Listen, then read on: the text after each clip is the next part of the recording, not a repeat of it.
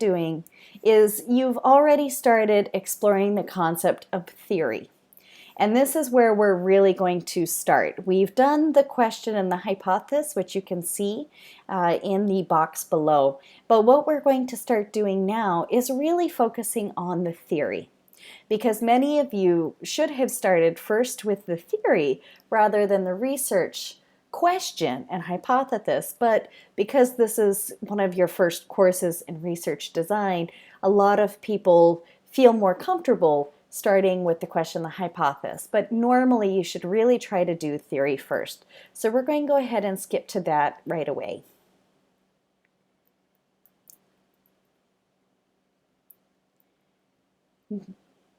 Now, one of the very important things to know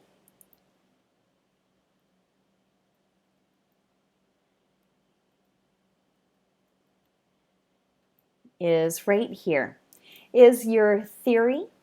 Your theory really is a different, what you want is a research question, hypothesis that is rooted in the theory or the theoretical approach or framework by which you're coming in. So, for example, one theory is role theory.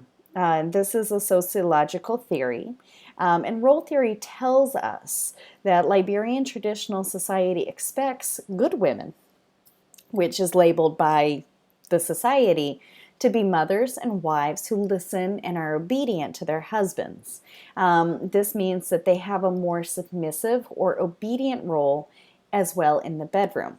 That means that, a wife should be there for reproductive means, which is common belief amongst, different cultures and countries and peoples. It's just not in Liberia, it's quite worldwide, although now we're starting to notice that shaking up.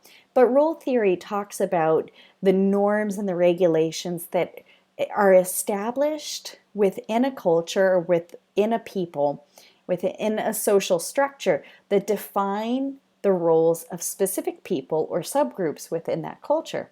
So role theory might be a very good theory for many of you to explore, especially if you're looking at gender roles or at roles of children and parents, which many of you have been writing about. But essentially, once you have chosen your theory or the approach, the lens by which you're going to be looking at it, then you can kind of determine your research question. And some of you, again, have started with the research question. Now you need to go back and explore the theory that really probably summarizes a lot of what you're looking at, or the approach, the lens by which you're really focusing on this. And in this case, this example, does the traditional norms of the roles of women in Liberian society limit a woman's choice to use family planning? These roles are defined by society and communities and relates to role theory. And again, here you can see the actual hypothesis, which is the statement that this researcher made about this research question. A Liberian woman's marital or relationship status, if she's unmarried, will significantly relate to her use of family planning. In other words, if she is married, she will be less likely to use family planning methods than her female peers who are single and sexually active. So again, you can really see it's targeting a very specific subpopulation within the population of women. It's narrowing it down to separate between the two different roles. It's saying that unmarried, sexually active women will probably use family planning more than a woman who is married, because in marriage she should be more willing to be a mother. So that means that she probably wouldn't be on family planning. Now, is this hypothesis correct? We don't know yet. This is, based on logical deduction. It could come from the research that you've done, from what you've explored or seen in field, or you've experienced in your own life, in your own family. But what we'll start looking at is the statistical hypothesis. And this really is the X and the Y relationship. And this was a very brand new concept for many of you. But again, X is the independent variable and y is the variable that is dependent. So I'd like to take a minute and see if any of you can decide what is the y and what is the x in this research question. So what is the dependent variable on the independent variable? So go ahead and take a minute. And as you can see below, it's stated the probability of using family planning is dependent on whether she is married or has a relationship status. And this is a binary. It's either a yes, she's married or in a relationship, or it's a no, she's single.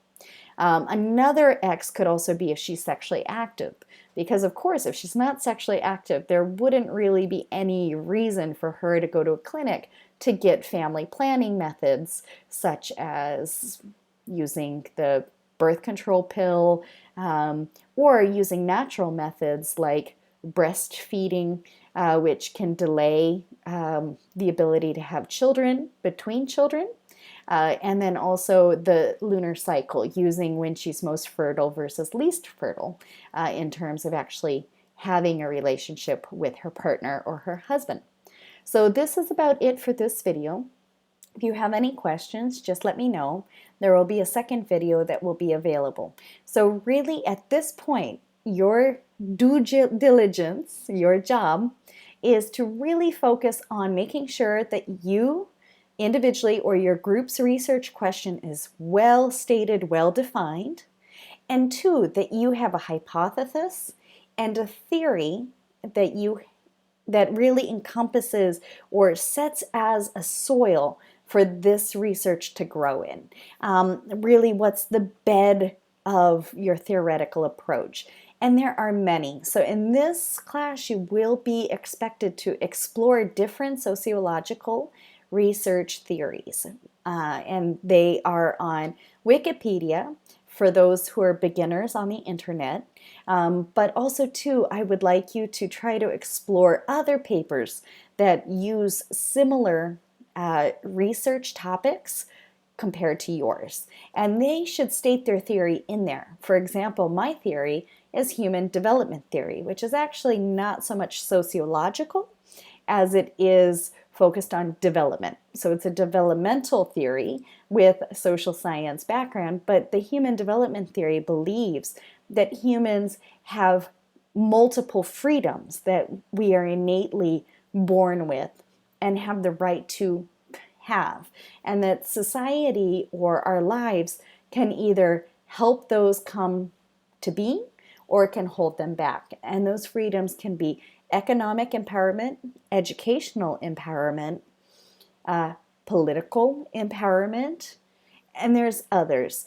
So that's the theory I really root my thing on, which is that if a girl goes to school and she is not abused and she is able to wait to give birth and to marry later in her life when she's grown and an actual adult and physically ready, she'll be a better contributing member of society in the fact that she'll be more educated, she will have more skills, she will be happier and more free, and then too, she'll be able to contribute economically to her own life, but as well will likely have the resources to be more politically active or to help her community. So her human capacity is developed when she's protected and when she's educated.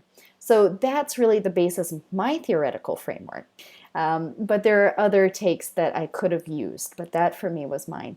I wish you all the best, and please email me at jeh185 at jeh185 at pitt.edu. Thank you.